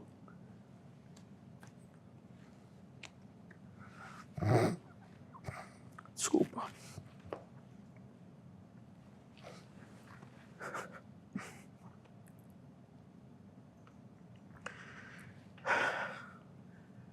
Eu passei a dar mais valor nos meus pais depois que fui pai. Essa é a máxima. A gente aprende a ser pai só neste momento. Aprende a ser filho, depois que é pai. Depois que é pai, né? Sim, acho que essa é a máxima. Exatamente. Comigo foi assim. Sempre valorizei. Nunca fui um filho rebelde, digamos assim. Mas, puxa vida, depois a gente rememora e vê, né? Tal momento, não deveria ter agido assim com meu pai, com a minha mãe, etc. Acontece, né? Acontece. Faz parte da vida. Sem dúvida. E com os filhos o tratamento é diferente. Hoje em dia, sim. A religiosidade, em que grau será que ela conta para essa obediência e para esse respeito, né? A gente pode categorizar assim, respeito, obediência. A religiosidade, ela é uma base para isso também? No meu caso, sim. Com certeza. Como eu te disse, eu morava na Praça da Matriz, em Lusiânia, e ia à missa todos os finais de semana. Eu gostava de ir mais de sábado à noite, é considerado uma missa dominical. Eu preferia ir nessa missa do que para eu ter o domingo livre. Né? A igreja é linda, né? Muito bonita, muito bonita. E tem a outra mais bonita ainda, do Rosário. Fica lá em cima, né? Foi construída por escravos ainda. E detalhe, então família muito religiosa. Vou te contar um fato curioso. Você deve saber, Brasília é fruto do sonho de um santo católico, Dom Bosco. Então, até hoje, a minha filha mais velha mora em Brasília. Tive momentos, por alguns momentos também morei em Brasília. E até hoje, quando eu vou a Brasília, eu sinto uma energia diferente. É uma das possibilidades. Por exemplo, eu não quis estudar em Brasília, porque era fascinado com as férias em Goiânia. E hoje eu não descarto a possibilidade de, após a minha aposentadoria, eu morar em Brasília. São duas coisas que eu penso em morar: numa cidade litorânea ou Brasília. Ou continuar em Goiânia, que eu amo. Ou até mesmo voltar para Lusiânia e tentar dar prosseguimento ao trabalho do meu avô. Mas o senhor trabalha bastante, né? Sim. Até inclusive para a gente marcar a entrevista foi um ajuste, né? Exato. O senhor já pensou na aposentadoria? Olha, eu fui pego, né, pela reforma da Previdência. Eu já estou com 34 anos de magistério aqui no FG. Não sei se eu, inteirando os 35, se eu já vou conseguir. Mas eu tenho, na atualidade, eu até gostaria de me aposentar e dedicar essa energia a uma outra atividade. Entretanto, se eu me aposentar, vai haver uma grande perda financeira. E no momento eu não posso, né? O nosso salário já não é à altura do que deveria ser. Eu tenho vários amigos do judiciário, vários amigos políticos no legislativo, e eu acho assim que o descaso com a educação no Brasil, lamentável, né? E um detalhe, principalmente o descaso com as universidades. Existe uma corrente política no Brasil que gostaria de privatizar as universidades federais. E eu diria que é o serviço público mais eficiente do Brasil, sem sombra de dúvida. Tá? Eu não sou de briga, mas isso aí eu brigo, discuto com qualquer pessoa, porque se tem um serviço público que funciona efetivamente no Brasil, é a universidade pública, gratuita e com muita qualidade. Vale a pena investir na universidade pública? Eu acho que vale a pena. Eu sou um grande defensor disso. E fico revoltado quando eu vejo alguma proposta no sentido de privatização. Eu fui um agraciado, me formei em uma universidade pública. Meus dois filhos, que uma já se formou e o outro está cursando universidades públicas, né? E espero que que a minha caçula também consiga adentrar na universidade pública. Mas tem uns que se formaram em universidade pública, que nem eu e o senhor, mas defendem outra coisa. Exatamente. Por exemplo, na minha turma de formatura, tem... acho que nós estamos vivendo um momento de polarização política muito desagradável. Na verdade, não existe uma discussão. Existe, eu sou o dono da verdade e o meu pensamento se sobrepõe ao seu. Então, não temos uma terceira via, né? Então, eu considero isso muito negativo para o nosso país, sinceramente. E, diante dessa polarização, hoje nós temos aí uma extrema-direita e uma esquerda, eu acho até a esquerda mais moderada, de maneira geral. Já o extremista de direita, não, ele acha que ele está certíssimo, que ele é o dono da verdade, que o de esquerda é comunista, né? Já vai por aí. Né? E não é só no Brasil, né? Né? Em outros... Essa ideia da extrema-direita tem crescido, né? Muito na Europa, a eleição na Alemanha, é verdade. Estados Unidos. Sem dúvida, né? Realmente.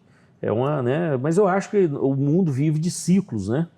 Então vai chegar um momento que isso aí vai ter uma nova reviravolta. Assim como o comunismo ascendeu, caiu, né? Agora talvez seja a vez da extrema-direita, não é verdade? Mas, professor, sobre a sua aposentadoria, sim. Tem que se preparar para aposentar? O senhor está fazendo algumas contas aí, mas e como é que está o coração e a mente? Certo. Olha, na verdade, interessante. Duas coisas que eu não consigo me ver. Eu já estou na chamada terceira idade, já passei dos 60. Eu não consigo me ver como velho. Até hoje eu imagino que eu seja um garotão, entre aspas. E isso é um fato. E o outro fato, eu nunca pensei, né? Acho que eu fugi um pouco da sua pergunta. Você falou pensar em aposentadoria. Efetivamente, eu nunca pensei. Eu não me vejo como um aposentado. Agora, eu confesso a você que eu venho tentando um plano B. Caso esse plano B se efetive, não é fácil, esbarrei em muita coisa. Desde 2017 eu venho tentando isso e só dando murro em ponta de faca. Tentei um projeto na área de saúde, não deu certo, um projeto na área de educação não deu certo, estou com outras ideias, tenho que retomar isso, né? Caso eu consiga pôr em funcionamento um desses projetos, aí sim eu aposentaria. Mas eu nunca me vi como aposentado. Na verdade, a aposentadoria seria para trocar também trocar de atividade, exato. Atividade. E a praia? O senhor estava falando de morar sim. em Brasília ou na praia. O que é esse negócio que o goiano tem com a praia? Nós tem bar, mas nós não tem mar. Essa eu nunca tinha ouvido. Da subjetividade. Eu escutei muito já essa. Essa eu nunca escutei, interessante. Nós tem bar, mas nós não tem mar. Porque tem realmente muitos bares aqui. Mas está no subjetivo, né, do Centro-Oeste. E aí eu não vou falar só de Goiânia, né?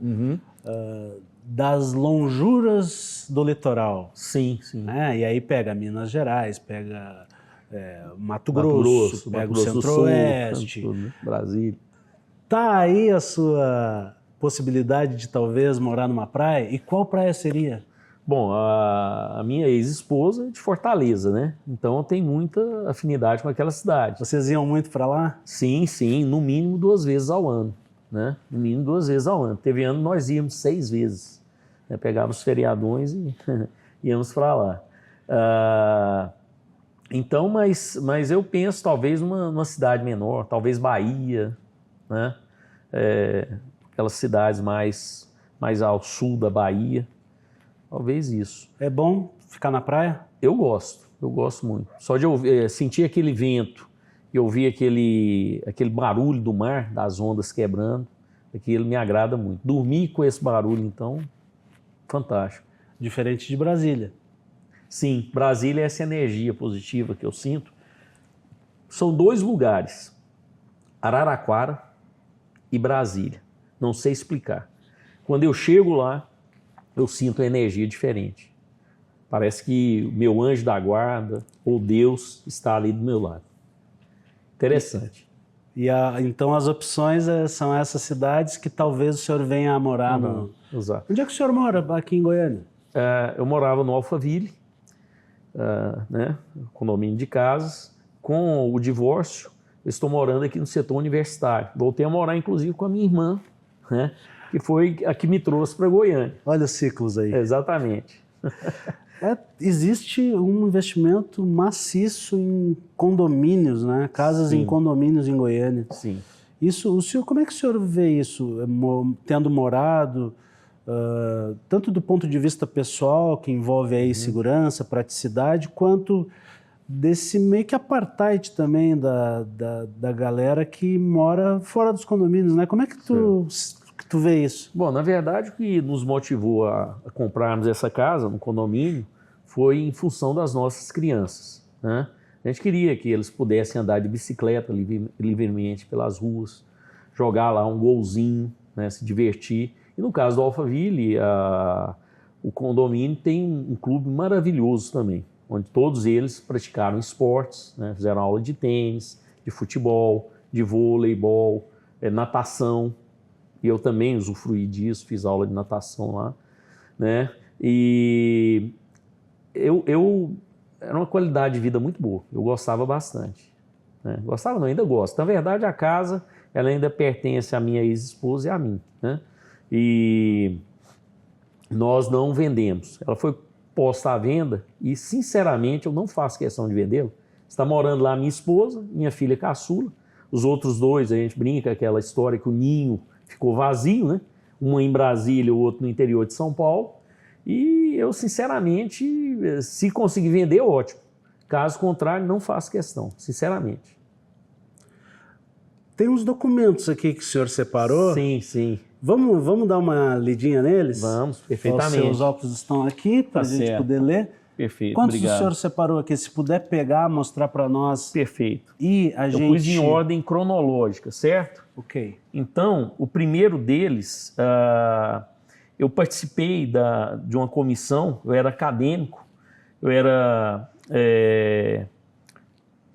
acadêmico e fiz parte de uma comissão para estruturação do pronto-socorro odontológico aqui, que hoje é o nosso serviço de urgência. Virou até uma disciplina, né? Então tá aí, deixa eu ver aqui a data, foi no ano de 1988, certo? Então isso aqui, com muito orgulho, né? Eu fiz parte também como acadêmico, representante acadêmico no antigo Departamento de Cirurgia e Medicina Oral, onde eu tive um estreitamento de amizade com diversos professores, né, com quem eu tive contato. Então, me orgulho muito. Talvez esse momento tenha sido importante motivador também para depois vir a ser professor. Sim, aí já era um sonho. Quando eu estava ali pelo terceiro ano do curso de odontologia, era um sonho ser professor aqui. Assim como, recentemente, alguns ex-alunos nossos foram aprovados em concurso aqui dentro, e cada um que entra é uma alegria assim, fantástica. É o resultado do seu trabalho. Exatamente. E dos colegas. Exato. Todos nós, né? E do empenho, dedicação, capacidade deles. Eu me orgulho muito desse certificado, que é o meu certificado de cirurgião dentista, formado pela Faculdade de Odontologia da Universidade Federal de Goiás, né? Então isso aqui é motivo de muito orgulho para mim. Brasão bonito, brasão em dourado. Exato. Original. E deixa eu pedir o que eu ia falar. Bom, aqui eu errei, olha só. Não, aqui já depois de formado, né, não, tá certo. Aqui eu fui monitor, né, de uma disciplina do departamento, na época chamado Departamento de Reabilitação Oral, que foi a disciplina de prótese, que é o departamento ao qual eu fiz parte quando fui aprovado em concurso, né, e numa área correlata dentística, né, prótese dentária. Eu fui por 3 anos. Essa declaração foi o último mês. Eu peguei essa declaração com a finalidade de prestar o concurso na Prefeitura Municipal de Lusiânia, né? E aqui eu tenho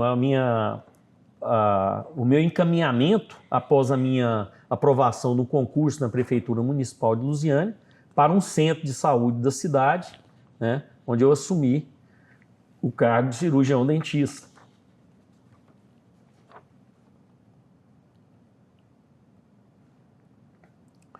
Aqui, né, eu pedi posteriormente, mas foi uma declaração. Eu participei do período de setembro de 86 a setembro de 87 como membro acadêmico, estudantil do Departamento de Cirurgia e Medicina Oral, certo? Por favor.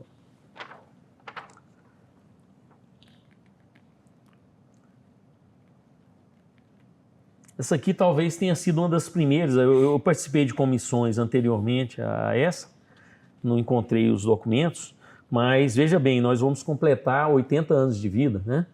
E 80 anos da Faculdade de Odontologia, sim, de existência. Essa aqui, ó, a portaria da professora Terezinha, quando foi nossa diretora, me nomeando para uma comissão quando a Faculdade de Odontologia completava 50 anos de existência. Olha, aqui tem um selo bonito aqui de 50. 50 anos. Né? Selo bonito aqui. 30 anos atrás, né? Faculdade de Odontologia de 1945, né? Exato. Em 95, fazendo seus 50 anos. 30 anos atrás. Olha só, muita história. Isso aqui é um outro certificado que me deixa muito orgulhoso, que é o meu título de mestre obtido junto à Faculdade de Odontologia de Bauru, da Universidade de São Paulo, FOB-USP. Né? A referência. Referência, sem dúvida. Considerada a melhor do mundo. Né? Depois disso, juntando o meu título de mestre com a carga horária no curso de especialização como ouvinte, eu consegui me inscrever no Conselho Regional de Odontologia como especialista na área de dentística restauradora.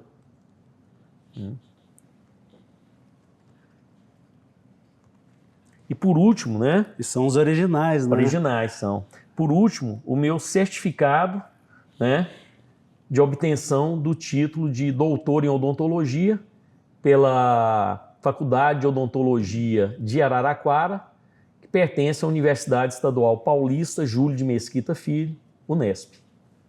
Muito orgulho dessas duas. Esse aqui tem um papel mais espesso. Tem. E talvez seja a mais pesada também. Sim, claro, sem dúvida. É o título de doutor, né? E detalhe, em 2016, eu ganhei o direito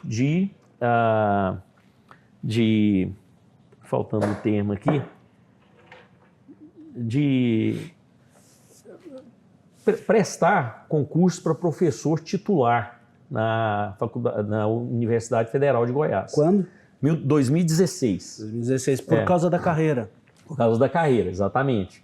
Tem alguns critérios, ter o doutorado há mais de 10 anos, ser professor há um número X de anos, eu não me lembro, assim, adequadamente dos critérios, mas na época eu me encaixava.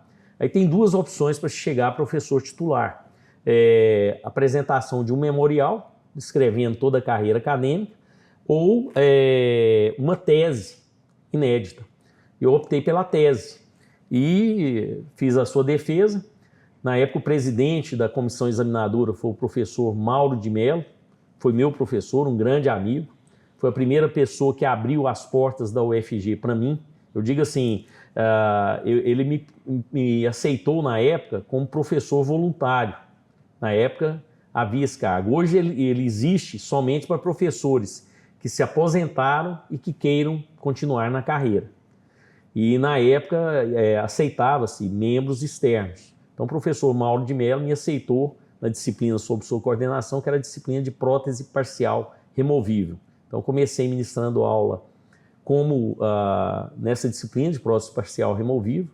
Depois eu passei como professor substituto na disciplina de anatomia e escultura dental. E por último, como efetivo na disciplina de dentística, a qual continuo até os dias atuais.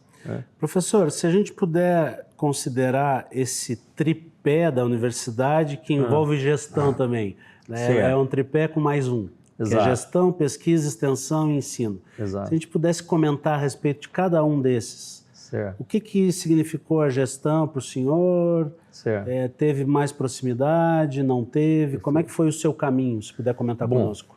Quando eu estava, Bauru e Araraquara eram grandes centros de pesquisa. Então lá eu realizei bastante pesquisa. Quando eu cheguei em Goiânia, nós não tínhamos laboratório. E a minha orientadora local, que era a professora Luísa Taveira, ela sempre virava para mim e falava assim, o melhor laboratório que existe é a boca. Nós temos que fazer pesquisa clínica. Só que pesquisa clínica ela é muito desafiadora.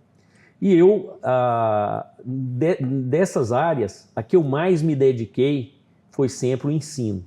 Eu sempre fui muito próximo ao aluno, sempre gostei de coordenar disciplinas, tanto que agora nesse ano eu reassumi a coordenação da clínica integrada. A clínica integrada é a disciplina que congrega todas as especialidades da odontologia. Então, nossos cursos são 10 semestres, ela começa a partir do 7º, 8º, 9º e 10º semestre. Eu peguei a clínica integrada do 5º ano, que vou coordenar o 9º e o 10º semestre do curso de odontologia, e já assumi esse cargo anteriormente. Então, ele é um misto de gestão e ensino, mas eu diria que o meu forte sempre foi o ensino. Aí eu cheguei aqui, como não havia laboratório, me afastei um pouco da pesquisa, mas nunca abandonei totalmente. Ultimamente eu tenho uma ex-cunhada que é professora titular na área de educação no estado do Ceará, Universidade Estadual do Ceará, UES. E ela é uma grande pesquisadora, tanto que atualmente ela está na Espanha, realizando uma pesquisa lá. Então, ela tinha um grupo de pesquisadores que eles lançavam um livro por ano. E a minha ex-esposa, que é a irmã dela, e eu, passamos a escrever capítulos para esse livro. Vejam bem, era um livro na área de educação, nós somos da área de saúde, e a gente conseguia fazer a junção dessas duas vertentes. E escrevíamos um capítulo todo ano, né?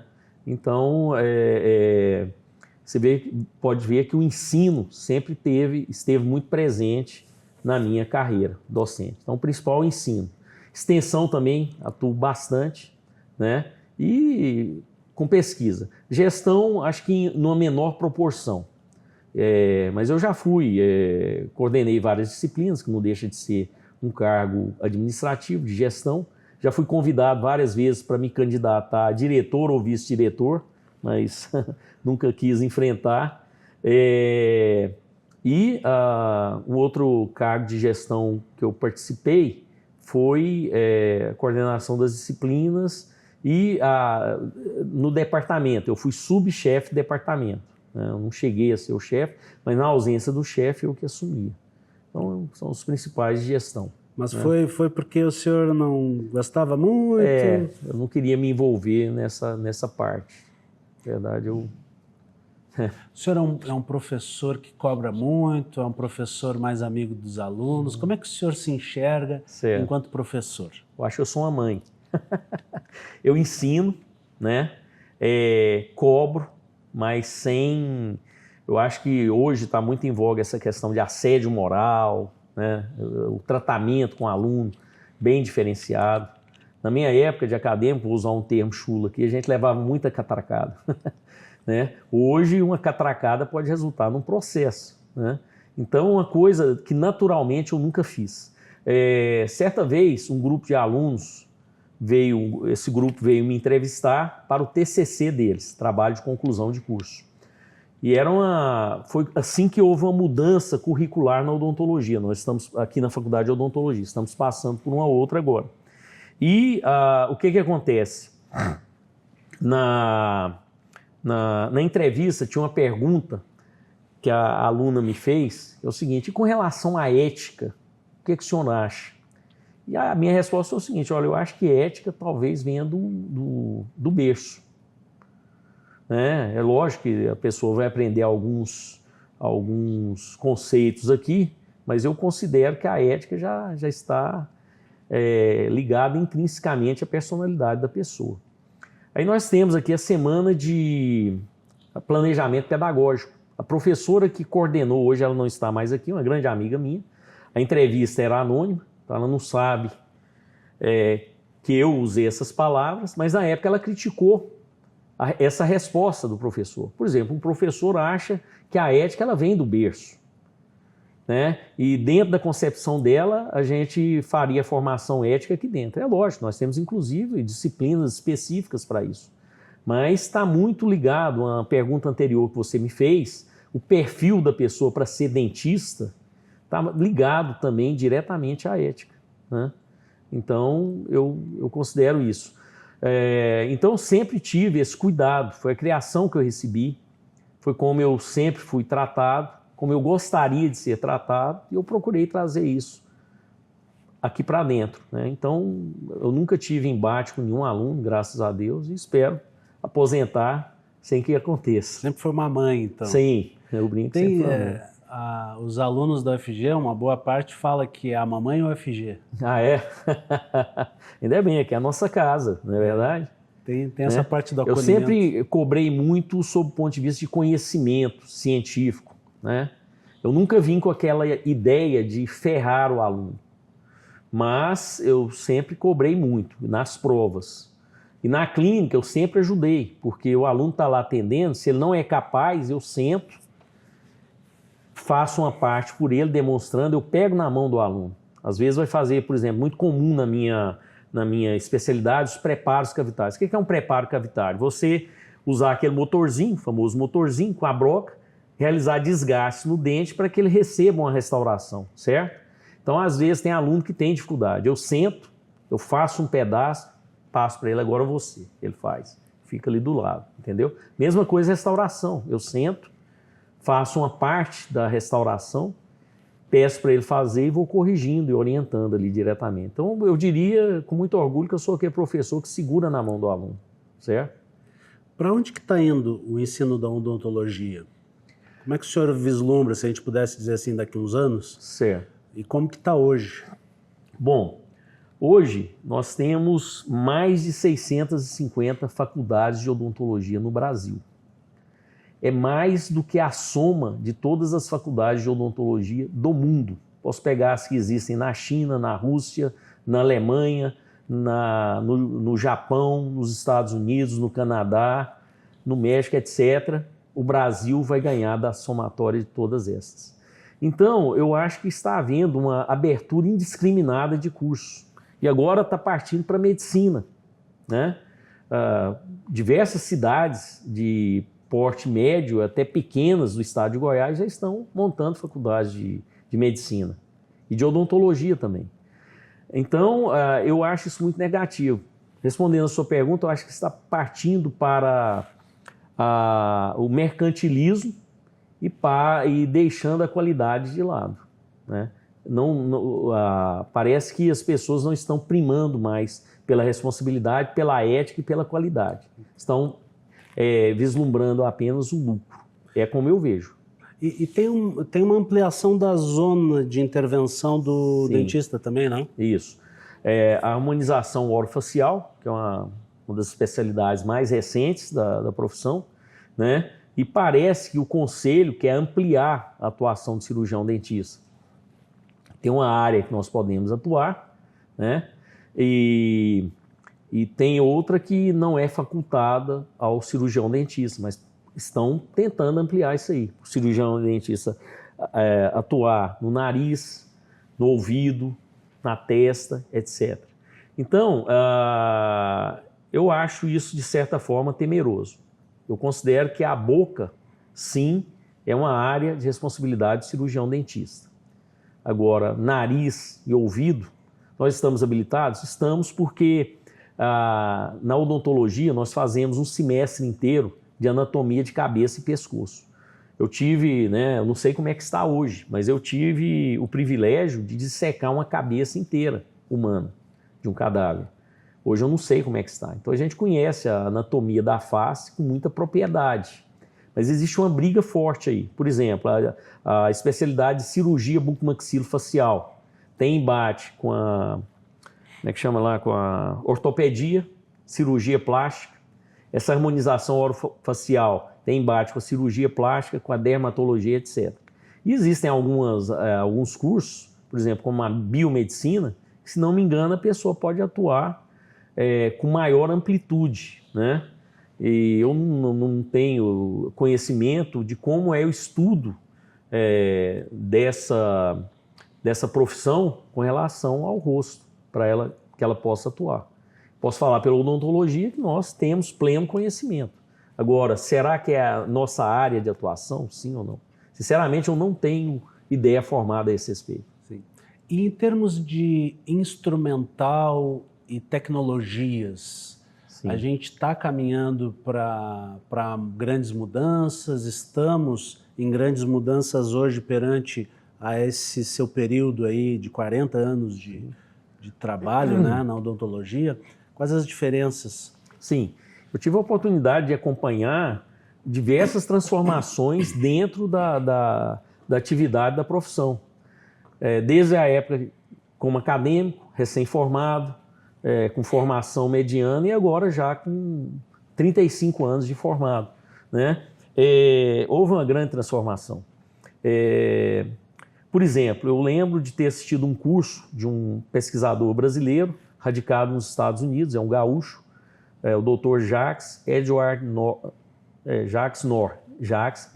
Nohr. Ele participou da pesquisa do projeto Genoma Humano, para você ter uma ideia. E um grande pesquisador. E na época, nós chegamos até a combinar a realização de alguns trabalhos juntos, só que aí, devido à correria, não prosperou. Até não prosperou de minha parte, que ele abriu as portas.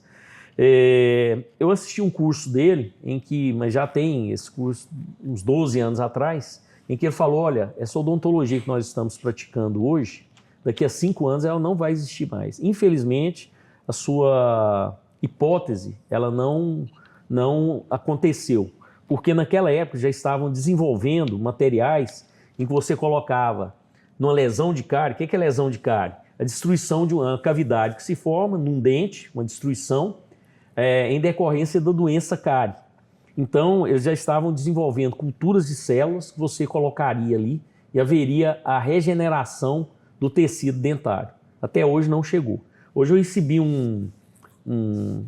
uma mensagem de WhatsApp de um amigo mostrando que os japoneses estão atuando na área para regeneração dentária. Então já existem pesquisas nessa frente. Quando elas chegarão à nossa realidade, né, sinceramente não sei dizer. Mas se nós pegarmos a odontologia, veja bem, um dos primeiros, talvez o maior avanço da odontologia, a criação da anestesia. A anestesia ela foi criada por um cirurgião dentista chamado Horace Wells. Inclusive o nosso centro acadêmico chama-se Centro Acadêmico Horace Wells. Centro Acadêmico de Odontologia Horace Wells. Quem deu esse nome foi um ex-diretor da Faculdade de Odontologia, foi meu professor, um grande professor, diga-se de passagem, foi o professor Omar Kaad. Ele era professor na área de odontopediatria. Muito culto, excelente professor. Enquanto acadêmico, ele fundou o Centro Acadêmico de Odontologia Horace Wells. Então, Horace Wells, como dentista, criou anestesia que beneficiou toda a medicina, certo? Então, acredito no primeiro grande avanço. O segundo, a alta rotação. A alta rotação é que todo mundo teme, o motorzinho, faz aquele barulhinho. Eu acho que foi uma outra evolução da especialidade. Daí vieram os implantes dentários, né? Então, e atualmente nós estamos com a odontologia mais preventiva e menos invasiva, ou minimamente invasiva. O tratamento que eu recebi na minha boca já não é concebível nos dias atuais. Então, hoje, eu oriento os nossos alunos a fazerem tratamentos totalmente diferentes dos que eu recebi. Então, nós estamos partindo, e hoje está muito em voga também a estética, né? Está sendo muito valorizada. Então, eu diria que, assim, procedimentos estéticos e minimamente invasivos. Então, nós tivemos hoje a utilização do laser em odontologia, um grande avanço, né? As técnicas inovadoras, né? Essa já está até antiga, o clareamento dentário, são técnicas não invasivas que propiciaram aí um avanço estético na profissão, principalmente na minha especialidade, melhor dizendo, né? Então, e tende a evoluir mais e mais. Tem muitas promessas aí para o futuro que estão chegando. Em termos de pesquisa e de algumas outras atuações do senhor na pós-graduação, parece que o senhor estava em Anápolis hoje. Sim. Qual é a tarefa que o senhor cumpre lá? Ah, sim. Como eu te falei, eu sou muito ligado ao ensino. Então, fui convidado para dar aula num curso de pós-graduação na minha especialidade, em dentística restauradora, formação de especialista, certo?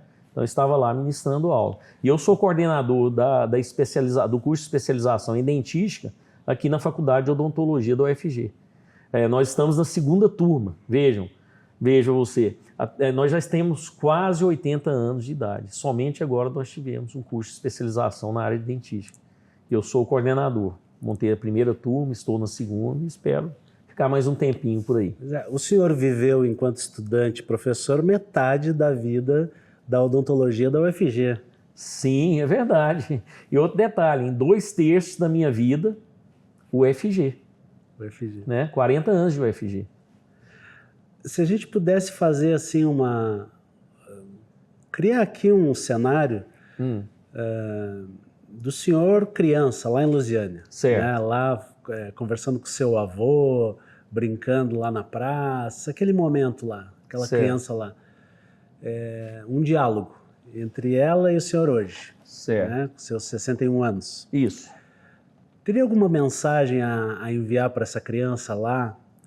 E também, vice-versa, essa criança, qual a mensagem que aquela criança lá poderia lhe enviar hoje para o prosseguimento da sua vida? Bom, eu para criança... me pegou. Eu falaria para a criança, acredite em você e corra atrás dos seus sonhos. E a criança, talvez dizendo para mim hoje, você conseguiu. Não plenamente, mas conseguiu muita coisa. O sonho de ser professor se realizou. Principalmente. Eu me orgulho muito mais de ser professor do que de ser dentista. Você quer ver? Eu fico feliz quando eu recebo 2 denominações. Professor ou o apelido que eu tinha lá em Lusiânia, Betinho. Quando eu volto e meia, eu encontro os velhos amigos e eles me chamam ainda de Betinho. Quando eu ouço isso e também quando eu ouço professor. Eu prefiro escutar professor do que doutor. Me orgulho muito mais disso. Porque, de fato, são muitas pessoas que passaram pela aprendizagem que o senhor sem dúvida. Fez aqui na universidade, né? Como é que é o sentimento, assim, de ter contribuído com a formação de tanta gente? Puxa, não tem descrição, é uma honra, né? É uma honra que imensurável, né? Não teria nem palavras. Agora, a última pergunta. O que significa a UFG para o senhor?